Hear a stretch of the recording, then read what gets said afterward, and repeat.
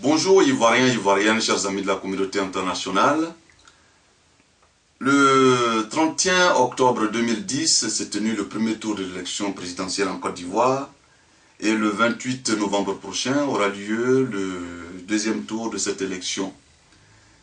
Ce deuxième tour opposera M. Laurent Gbagbo à M. Alassane Ouattara et nous en sommes très fiers de savoir que les Ivoiriens ont pu tenir cette élection dans un climat apaisé. Cela m'amène à remercier la CEI, la Commission électorale indépendante ivoirienne, les FDS, donc les Forces de défense et de sécurité de Côte d'Ivoire, l'ONU, donc les représentants de la communauté internationale, et les Ivoiriens, y compris le Conseil constitutionnel. Nous, à la CCI, le plus important pour nous est que cette élection se termine dans un climat de paix, afin de permettre à la Côte d'Ivoire d'exister de manière paisible et reprendre son développement et son programme de travail là où il a laissé depuis bientôt 10 ans. Il faut dire que nous sommes obligés d'intervenir à chaque fois que nous constatons des dérapages dans le processus de sortie de crise. C'est notre philosophie.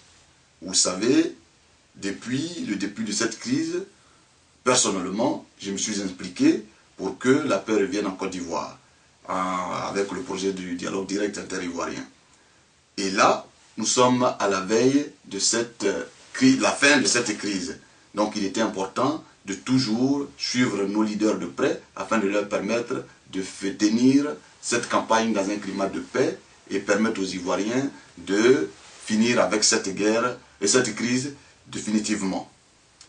Alors, M. Laurent Gbagbo, le président de la République, depuis il y a 10 jours de cela, sa première sortie médiatique ne nous a pas du tout plu, dans le sens où M. le Président a encore rebalancé cette carte de la division des Ivoiriens, qui dit que M. Ouattara est un candidat de l'étranger, M. Ouattara est étranger, alors que M. Gbagbo, c'est lui-même qui a signé le projet, le décret qui a permis à M.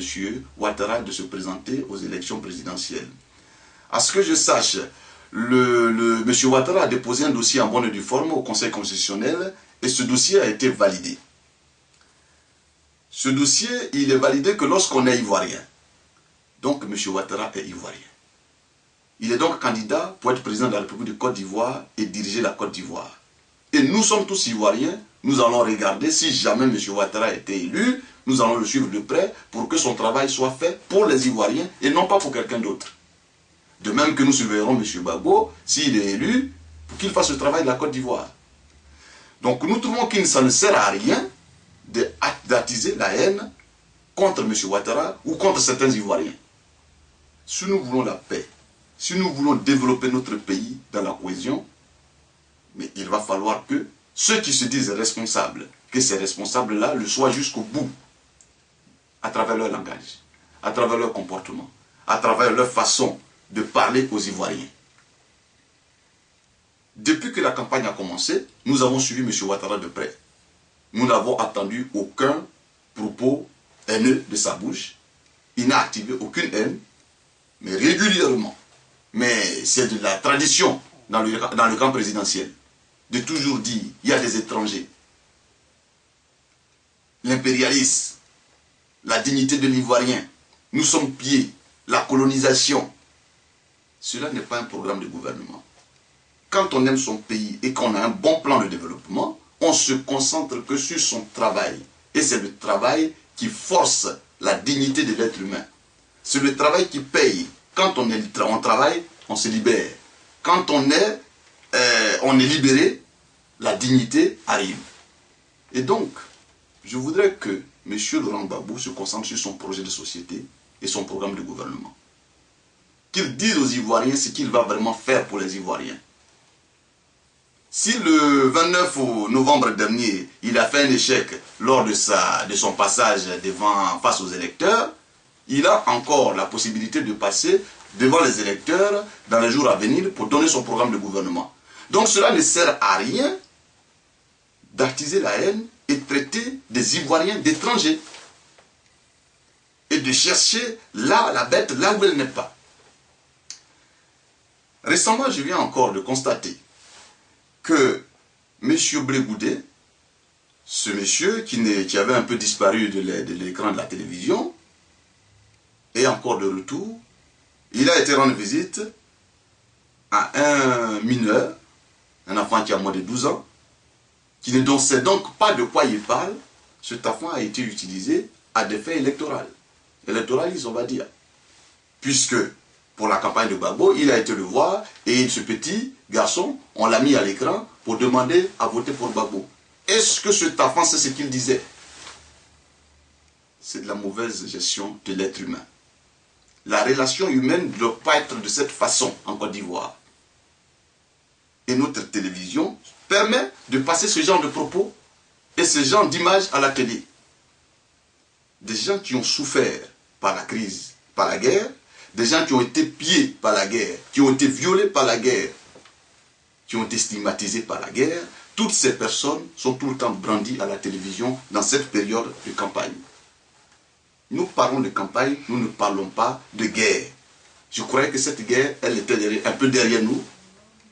En plus de cela, je vais encore vous rafraîchir la mémoire, le 29 octobre dernier, dans l'émission Face aux électeurs, M. Gbagbo a dit, quand on lui a demandé où est-ce qu'il a mis l'argent de la Côte d'Ivoire, il a dit qu'il avait utilisé l'argent et encore une partie de son budget de souveraineté de 74 milliards à financer la sortie de crise.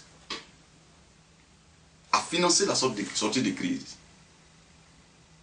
Alors, pendant 10 ans, moi je l'ai dit récemment que la Côte d'Ivoire à l'année rentrait presque 10 000 milliards. Quand on ressemble toutes les recettes ivoiriennes, toutes les institutions qui rendent de l'argent en Côte d'Ivoire. Et que cet argent pendant près de 10 ans a été géré comme ça. On ne sait pas aujourd'hui où est-ce qu'on a mis cet argent. Mais M. Gbagbo nous a répondu que l'argent qu'il gagnait était investi, une bonne partie a été investie dans la sortie de crise. Alors si nous sortons de cette crise et que nous préparons mal cette sortie de crise, sachez que dans les 5 ou 10 années à venir, nous allons encore reprendre notre argent pour réinvestir dans une nouvelle sortie de crise. Et les Ivoiriens ne sortiront pas de cette souffrance. Tout cela, ce sera par la faute, nous-mêmes les Ivoiriens, ou par la faute de notre président, aujourd'hui, qui est en train de tenir des propos de division. Donc, s'il était important qu'on vous dise, qu'on tienne l'ONU à témoin, que son projet son accord de bonne conduite qu'il a fait signer à M. Gbagbo et à M. Ouattara et tous les autres leaders politiques, M. Gbagbo est en train de le violer. De la violer. Et cet accord de bonne conduite, M. Gbagbo ne le respecte pas. Donc, nous souhaitons que l'ONU intervienne et que M. Gbagbo arrête aussi de tenir ce genre de propos. Il nous dit aussi que M. Ouattara, ça c'est ses propos réguliers et actuels, que M. Ouattara est le financier de la rébellion. Ça c'est encore des propos qui ne sont pas bien pour la cohésion nationale. Ce n'est pas bien pour l'unité des Ivoiriens. Car M. Ouattara veut diriger la Côte d'Ivoire. Et c'est son adversaire. Là encore, nous devons attendre le programme de gouvernement de M. Gbagbo et non ce genre de propos. Car la rébellion, M. Gbagbo, par nos interventions, traite aujourd'hui avec la rébellion et a dirigé la Côte d'Ivoire avec la rébellion. S'il constate ou qu'il sait qu'il a des preuves contre M. Ouattara pour avoir financé une rébellion, pourquoi est-ce que M. Gbagbo n'a pas porté plainte contre M. Ouattara? Or, cela fait 8 ans qu'il y a cette rébellion. Qu'il brandisse ces preuves-là aux Ivoiriens.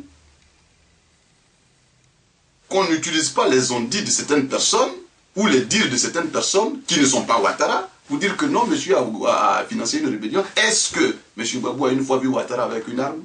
M. Gbagbo a des armes, des preuves contre M. Ouattara, mais pourquoi est-ce qu'il n'a pas porté plainte contre lui? Et qu'il entretient ce flou autour de cette personne.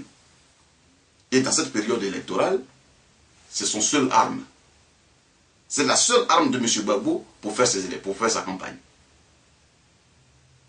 Nous revenons là-dessus régulièrement pour vous dire que cela, ça prépare encore une autre crise. Ce n'est pas comme ça que nous allons unir les Ivoiriens.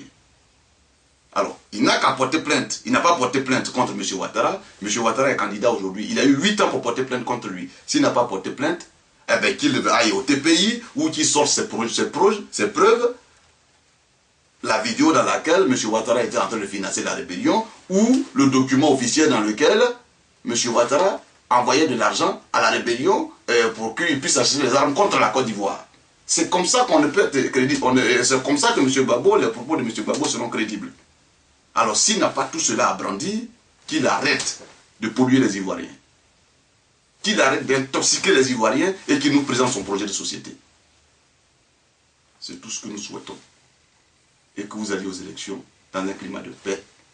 Et qu'après les élections, ceux qui voudront faire marcher la loi, qu'ils fassent appliquer la loi pour tous.